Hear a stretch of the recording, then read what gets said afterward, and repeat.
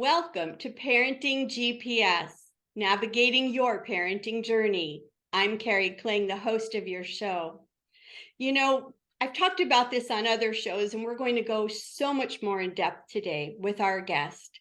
We live in such a hurry up, busy world that most parents feel like their day consists of just running from one scheduled event to another. Have you ever felt like that? And then by the end of the day, it's like, we made it, we did it. Families today, as opposed to maybe, even 25, 30 years ago, have less time together, less time to enjoy family meals, less time to have recreational time together. But what is this really doing to our kids? Our guest today, Pam Lobley, the author of Why Can't We Just Play? What I Did When I Realized My Kids Were Way Too Busy, is going to share her experience with us and what she did and what she changed and what she learned.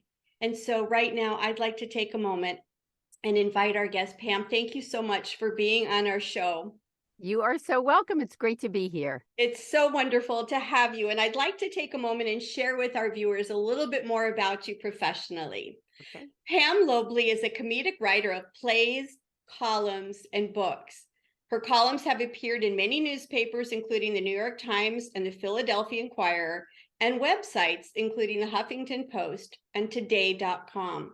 Her memoir, Why Can't We Just Play? What I Did When I Realized My Kids Were Way Too Busy, details the year she let her overscheduled children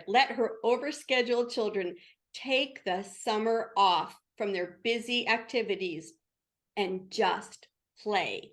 It's available wherever books are sold. And so, Pam, before we dive in, I just want to do a little disclaimer out there to the viewers who are watching, because I've worked with parents for 40 years, and now I'm working with parents one-on-one. And one of the things that I know is so many parents, when they hear something like on a show like this or something, they feel like, oh, another thing I have to do, or another thing I'm not doing correctly.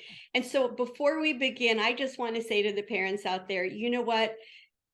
The purpose of this show is to give you another perspective, to stop and think and reflect and say, maybe I am doing too much. It's not a judgment. So now that that's said, how did this book come to be, Pam? What made you decide to write this book about why can't we just play? Well, first of all, I can totally relate to what you just said about feeling judged all the time. I think right now there's so much pressure on parents. There certainly was when I wrote this book. And part of the reason I did what I did was in response to that level of pressure all the time to feel like I wasn't measuring up. Mhm. So this book is a memoir, and it takes place in uh, about in the summer of 2008. My two boys were ages 7 and 10, and we were busy. We were like every other family. There was soccer and karate and music lessons and extra homework and birthday parties and the whole parade of activities, Boy Scouts. And my husband and I felt busy. We felt pressured, but we sort of felt like, well, this is just what you do. Um, we didn't really understand it as something that we could change. It seemed like this is the way it is, and this is what you do. Mhm. And one night I was tucking my kids in. They shared a room at the time. My older son, Sam, just started crying. And he said, I said, what's wrong? He said, I never have time to just play. Okay, so at this point, he was 10 years old. Mhm. Uh, and, or he, I'm sorry, he was 11. He was 11 years old. He was in fifth grade, and he never had time to play. I felt like the worst mother. I Mhm. felt like, how can you say that? We just stayed at the playground for an hour, and you do soccer, and you play Little League, and you have all these friends you get together with. But what he meant was, I don't have free independent play. Those things are all structured activities that a grown-up plans and tells me where to go and what to do and wait for my turn.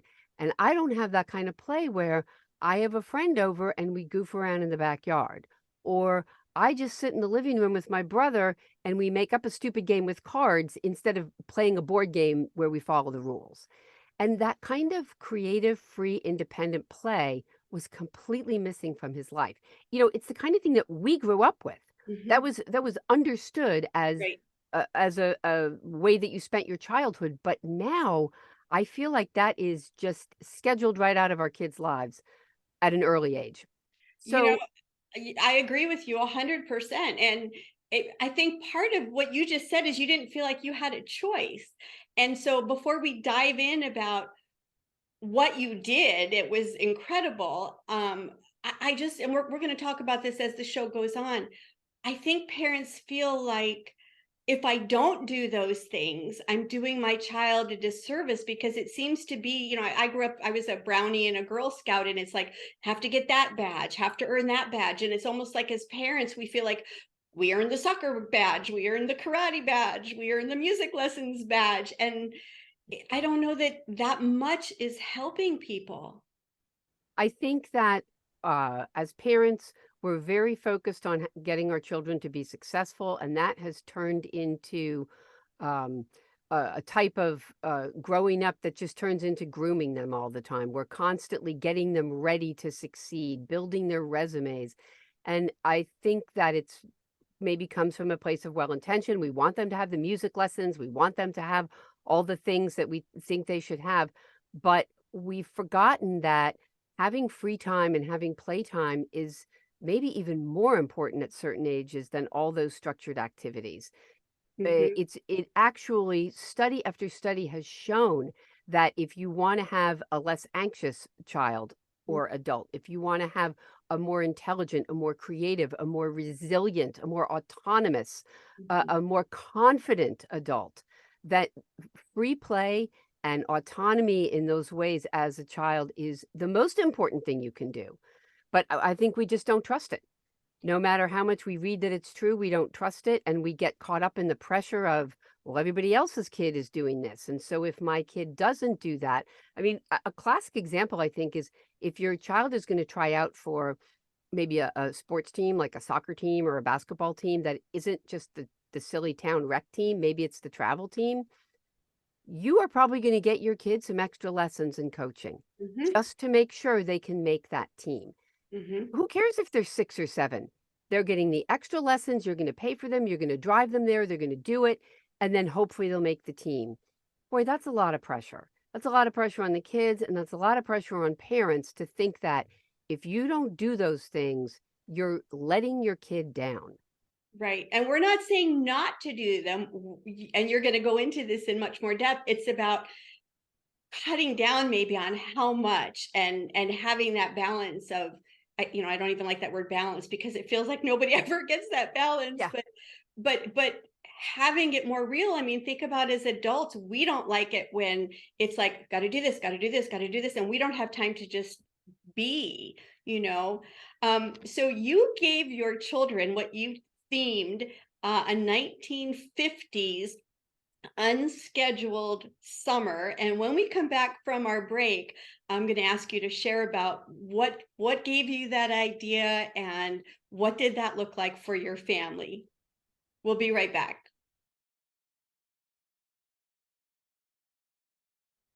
So, Pam, in the first segment, you shared a little bit about how you got to this point. And I loved in your book, you talked about you and your husband decided to have this theme of a 1950s unscheduled summer. Please tell us how did you decide this and what did it look like? So the idea of the 1950s summer came about in kind of a funny way. I was dealing with my kids who I knew were too busy, knew were stressed out, and frankly, so was I. I mean, I had gotten to a point where I thought I was going to enjoy motherhood more than this. I did enjoy it when they were really little, but then we got into this really crazy busy grade school years and all we did was run around from one thing to the next, and I was really missing those slow nice days of motherhood. Mhm. So, in the middle of this frustration came the time in the spring where you sign your kids up for all the activities. And I was kind of asking around with my friends, what are you going to sign your boys up for? And I have this friend, Jane, who's very very sarcastic and outspoken, and she was feeling the same pressure. And so when I asked her, she snapped, "We're doing nothing. We're having a summer from the 1950s." And so we laughed about it. But then I went home and I thought, well, why can't I just do that? Where's the rule that says I can't do that? It's just the summer. What's the worst that could happen? And so I thought about it, and then I kind of floated the idea that the kids, now, of course, they don't know what 1950s is, but I said, what if we did nothing all summer? You know, the idea of the 1950s being you just played in the neighborhood and came home in time for dinner, that type of idea. Um, so they loved the idea and the idea of not having to do anything, just play. So we went with that, and I know that there's a lot of stigma around the 1950s. It was definitely an age of conformity, and there was a lot that was not great about the 1950s. But I'm talking about the mythological 1950s, the ones where that golden idealized family life where everybody's relaxed and happy and eats a healthy dinner and plays outside. And Yeah. that's what I was going for. Yeah. And so you started it, the kids were excited, and so give us an example. What were the first few days like?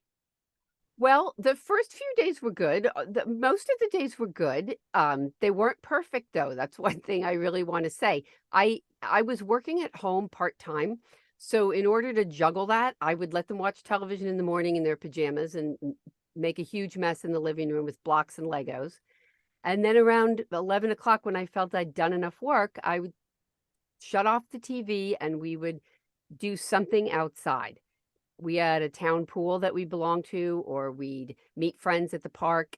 And I kind of let the day just unfold without too many plans. I let them decide where they would play and how they would play. And I'll be honest, there was a lot of bickering, a lot of boredom, particularly on rainy days, because, you know, you can get cabin fever after a few of those. And the other biggest challenge, honestly, was that no other kids were doing the same thing. So everybody else was in activities. So Right. finding those free kids. Now, if we went to the pool, a lot of times there'd be other kids there and they could just meet up and run around. And that was very organic and it was great. But if you happen to go to the pool or a playground and nobody they liked was there, then they could only play with each other and they were already bored with each other. So Mhm. that became more challenging. I just dealt with it as it came. I did have a rule about screens. Screens were very different then because they didn't have their own screens. They didn't have smartphones. We had no iPads at that point. It was 2008. Yeah. So the only real screen I was competing with were television and video games, which is a lot easier to control. And Right. so I had a rule, which was if it, you know, once that television went off, it didn't go on again until 5 o'clock at night. And you had to just figure it out. Whether we were outside or inside, they had to figure out how to entertain themselves. And it worked okay. And so after let's say a month, were your kids starting to get a little bit, I want to do something. My friends are doing this camp or my friends are taking this class. Did they were good No. at staying home? Yes, I wanted them so badly to start asking for things to do, but they never did. I'll give you an example, and I put this in the book. I was bored. I thought to myself, can we, like, let's go to a movie, let's do something rather than just hang around outside and wear a cape and pretend we're Superman. Right. So, for instance, I would plan certain things like we went to see a big IMAX movie. I love big IMAX movies about nature and space and all. And so I planned one and we went. And I told them the night before, I go, listen, tomorrow we're going to get up. We're going to do this. The movie's at 11. Then maybe we'll go get a hamburger afterwards. And they both just stared at me and said, do we have to? Can't we just play? That is so amazing. And, I think, and we're not even halfway through the show, but I hope what parents are hearing is that what you just said, sometimes as the parent, we think they might be bored because we might feel bored. But really, kids need time to just be independent and have that freedom to play. And you're so right. It's so different now because when I was a little girl, probably when you were a little girl, we went out in the neighborhood and we just looked for where all the bikes were, and we knew that that's where everybody was. But if everybody else in the neighborhood isn't doing that, it's not the same. It's What? very hard. Yes, it's very different. So I guess you need to the answer to that is everybody needs to talk to all of the friends in the neighborhood and make sure everybody's doing it at the same time. But one of the things that you also talked about in the book is about how parenting is so different today as opposed to, again, even in the 80s, where parents seem to, and this is not meant as a judgment at anything, it's an observation. Parents seem to be so much more involved with their child's daily routine, their daily decisions. When I was a little girl, we would take off on our bikes, no cell phones, no anything, and like you said earlier, it was be back by the time that the street lights came on. That Hmm. was Yep. our curfew. And so what are your thoughts right now as someone who has yearned to give your kids more of that independence, and you've written this book? What are your thoughts about why it's so important for kids to have a little bit more freedom? And it's difficult because the world is not as safe. And so how do we maneuver all of that?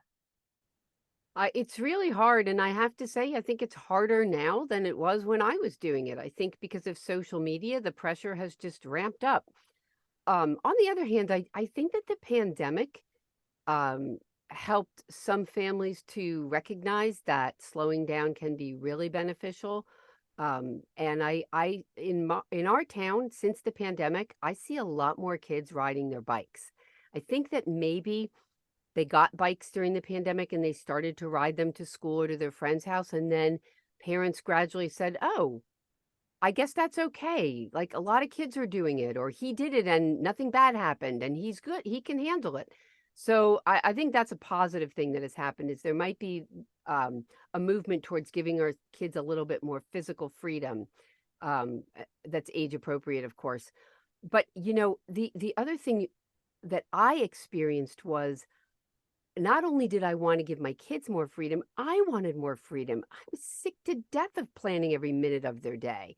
That was Mhm. the part of motherhood that was not advertised in the brochure. And when I came to that and I thought, my gosh, well they're going to be out of school at 3. What are we going to do until dinner? What's going to that drove me crazy. And I Right. think it drives the kids crazy too. I think um, giving your kids letting them be bored is huge. Mhm. So to be able to say, it's okay if you don't have anything after school every day this week. You can Mhm. play on the playground a little after school if you want, and then you can come home and find something to do at home. Maybe Mhm. there's friends in the neighborhood or siblings, or maybe you just are building a model by yourself. But you decide what it is. I'm not going to tell you, I'm not going to schedule anything for you. You're free to decide. And that does will include boredom, but on the other side of boredom is creativity. 100%. I agree with you completely. And one of the things that you talked about in your book regarding all of this is the importance, and you just touched on it, about the importance of boredom, the importance for kids to make these decisions. Because so many times as parents, we wait until the kids are ready to leave and go to college or leave and go off on their own and have a job or whatever they're doing, and they don't know how to entertain themselves. They don't know how to make these decisions. And so it's really important that they learn a little bit every year before Yes, and I they, think if they don't know how to make those decisions, then the first thing they do is just take their phone out and start scrolling. yeah. And listen, I scroll way too much on my phone. We all do, and no one's getting rid of their phones as an adult, certainly.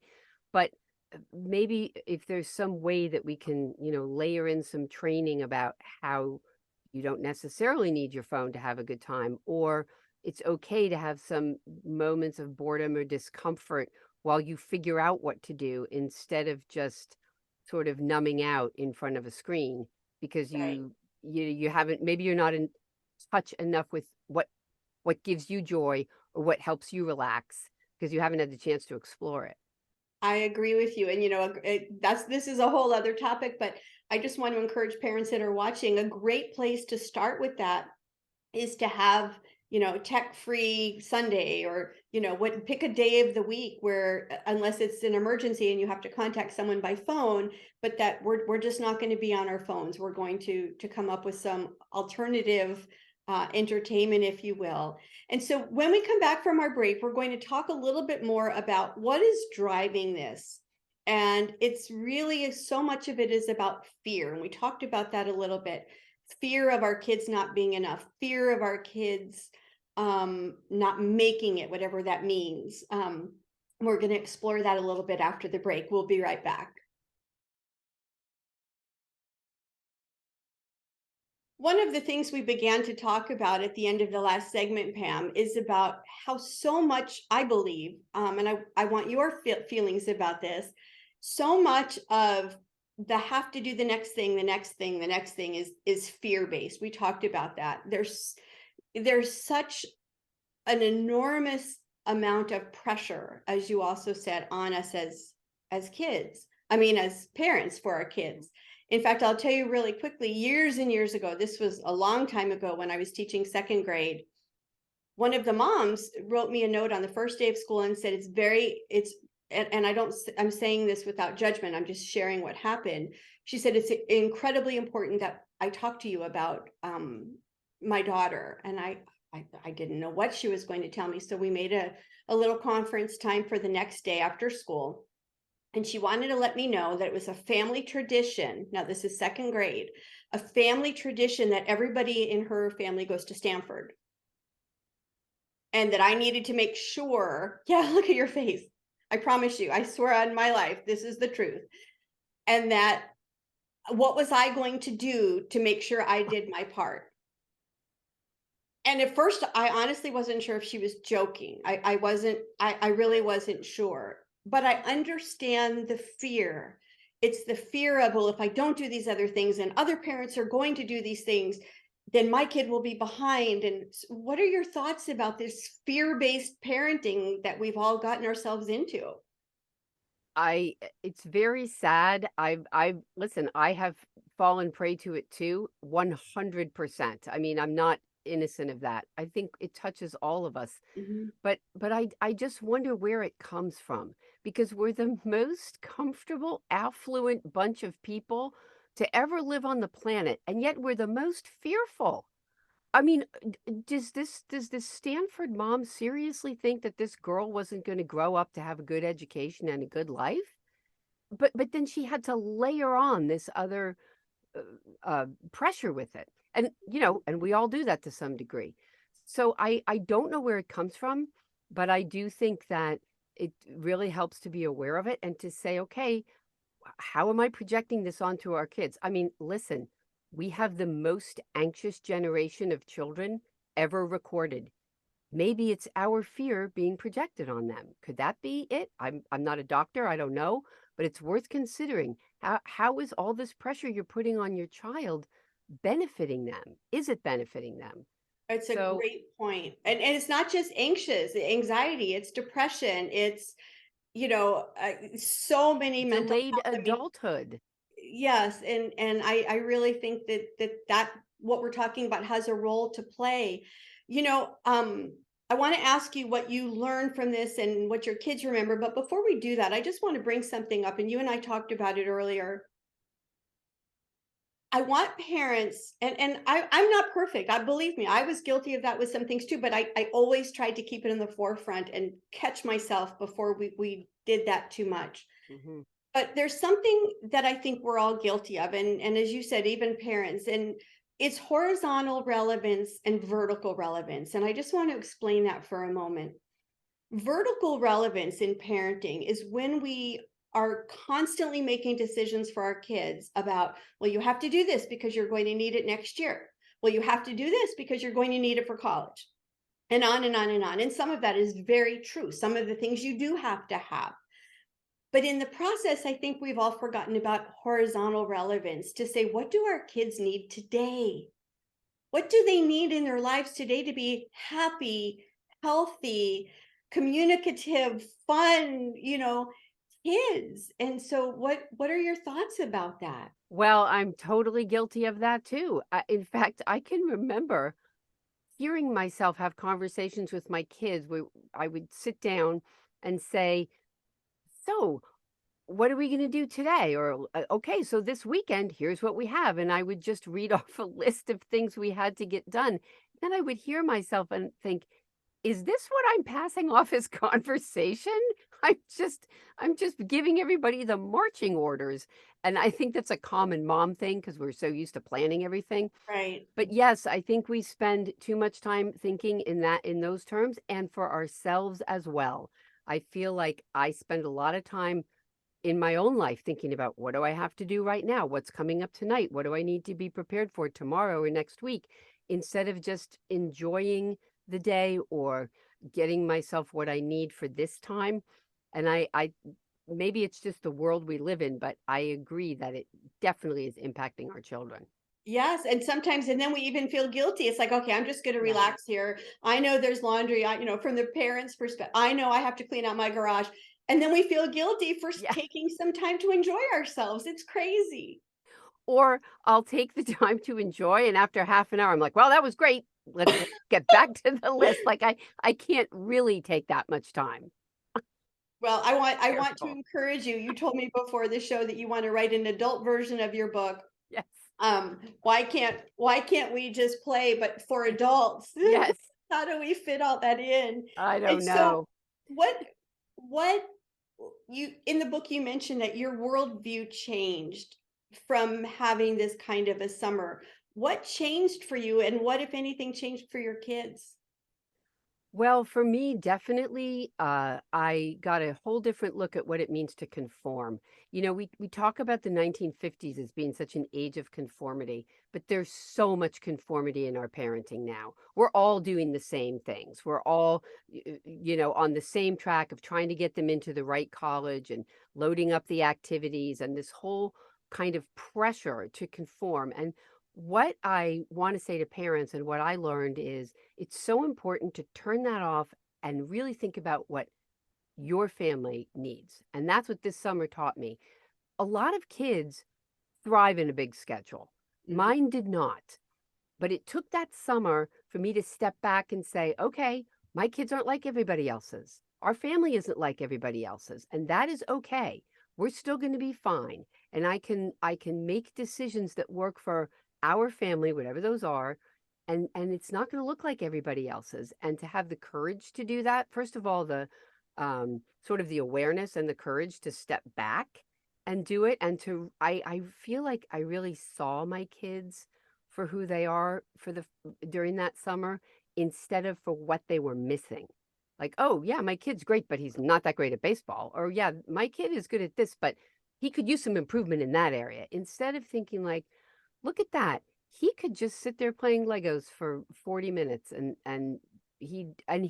here's another thing. He doesn't want to build a Lego the way the picture shows. He Mhm. wants to take those pieces and make his own. Let me appreciate that about him instead of Mhm. trying to correct that. And Right. then if that's so great, let me make some more space in our schedule for that. And that means saying no to stuff that other people are doing. So I think that whole mindset of stepping out and looking at who my kids really are, who our family really is, and making decisions based on that, that is something that did stay with me for the rest of the time that I raised them. And as much as I could, I tried to adhere to those because we definitely got busy. We were busy as heck in high school, like everybody is. But being intentional about what works, Mhm. I think, is what changed. And what I'm hearing you say is about giving your kids the choices, not saying, "Oh, we're just gonna have this summer and we're gonna do it this way," but you gave them the choices.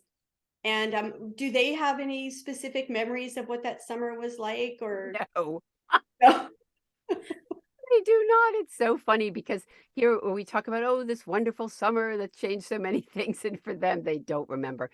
Keep in mind they were 8, my 7 and 8. He turned 8 over the summer, and then 11. So that's a long time ago.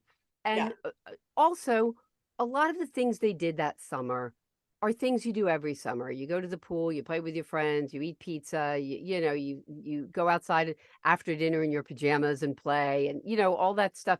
So I don't think it really stood out to them in any way, which I think is okay. Yeah, and the gift that you gave them when they become parents, if they become parents someday, is, you know what, we have choices. We don't have to conform, as you say. And we have some parents that have written in some questions for you about Okay. what they're wondering about doing this. And when we come back from the break, I'm going to ask those questions and uh, share your Okay. answers with them and everybody else. We'll be right back. This is the part of the show where we answer questions from our viewers. And we have two questions today, Pam. For this section, by the way, I like to call your parenting destination. And here are the two questions for you. The first question says, this is from Roberta from Tampa. And she writes, I have two boys, ages 12 and 15.